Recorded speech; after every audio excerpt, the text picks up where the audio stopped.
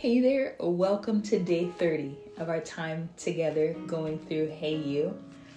Whether this is your first day here, or it's your 30th day, or somewhere in between, I am glad you're here.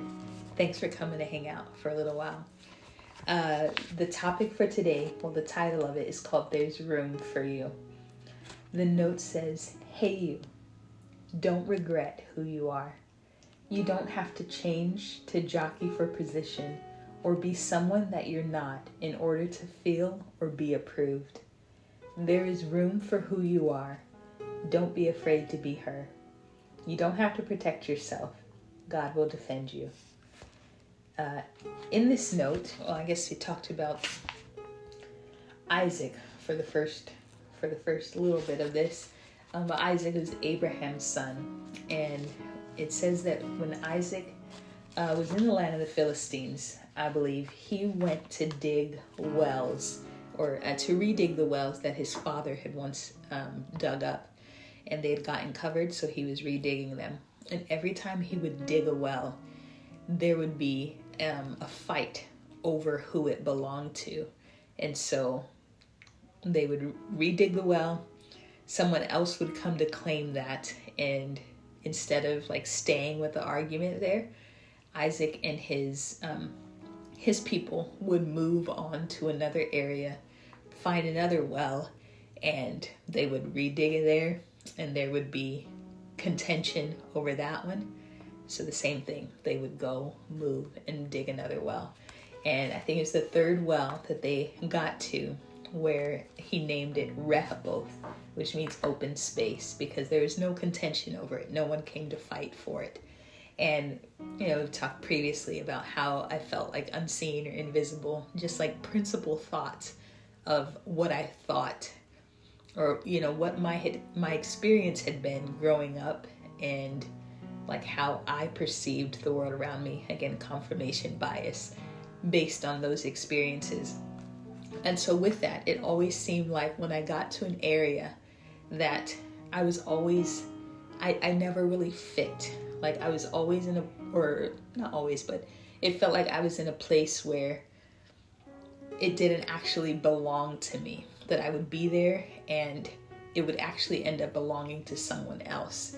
And so it felt like that striving, like with Isaac and his herdsmen, that they would find a well, they would redig it, and then someone would come and claim it for themselves. And that was just a feeling that I had, that nothing really belonged to me, that I didn't really fit anywhere, because someone else would come along and they would actually fit in that place.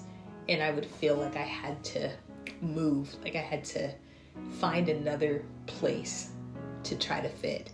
And so with Isaac and his herdsmen, when they would have that contention over a well, and they would just move on to the next place, and there would be contention there. That's just how it felt for me. And it was understanding that God does have a place for each and every one of us, where it's like we're, there's that aspect of every thumbprint being unique to each individual person, and how no one else has your thumbprint and your specific identity. And we all, even though we all have a God identity, we each individually have a specific DNA to our God identity that no one else can mimic, no one else can match, or they can pretend, they can mimic, but no one fits like you do. And so even if it might seem like you go from place to place, whether it's in people's lives or even in locations, or I'm not sure what that looks like for you, but however it looks, if you identify with that feeling of not really feeling like you fit or not feeling like you belong, sure, a lot of it can be perception. That's true. Where that's why, if you haven't already, go back to day 18. I'll link it up here. But go back to day 18 where we talk about healing, and how when we're not healed, we can take our dysfunctional perspective into whatever situation we go to.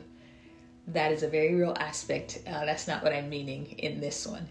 In this one, it's just saying that sometimes we are filling spaces that that don't necessarily belong to us. And it's that tension of, can you be a manager of this and not an owner? Like, are you okay with just making sure that this is taken care of, even if it's not yours to keep?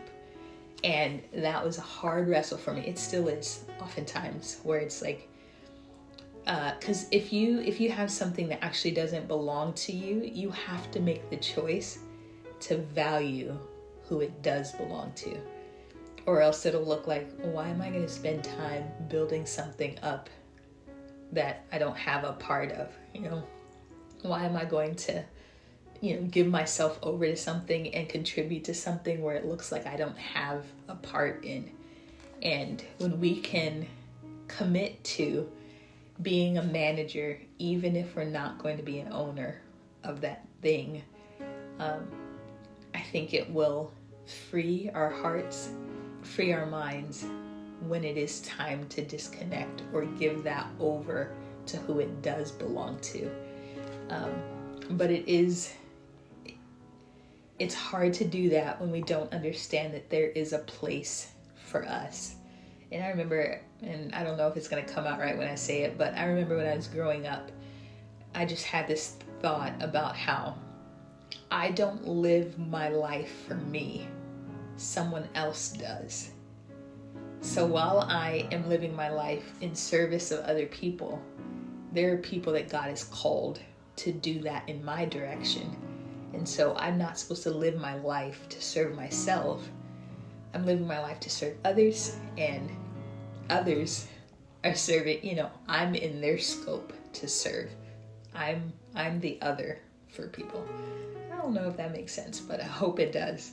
But in that, when we're not trying to preserve something for ourselves, and when we become territorial in a sense where this belongs to us and there's no room for anyone else for it to actually belong to someone else, we can get in a lot of trouble. And whether that is even if it's just in our hearts and minds or in our attitude and our behaviors, it will be good for us to know that there are going to be areas that we're brought into that are not ours to have. We are just almost like in this intercessory role, intercession, which means intercarrier, like a go-between. So we are holding things until whoever it is comes to take ownership of it.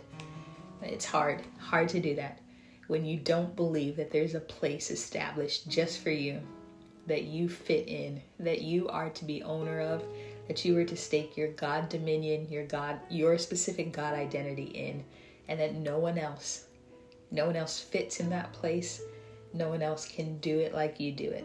That there just might be management on the way to that.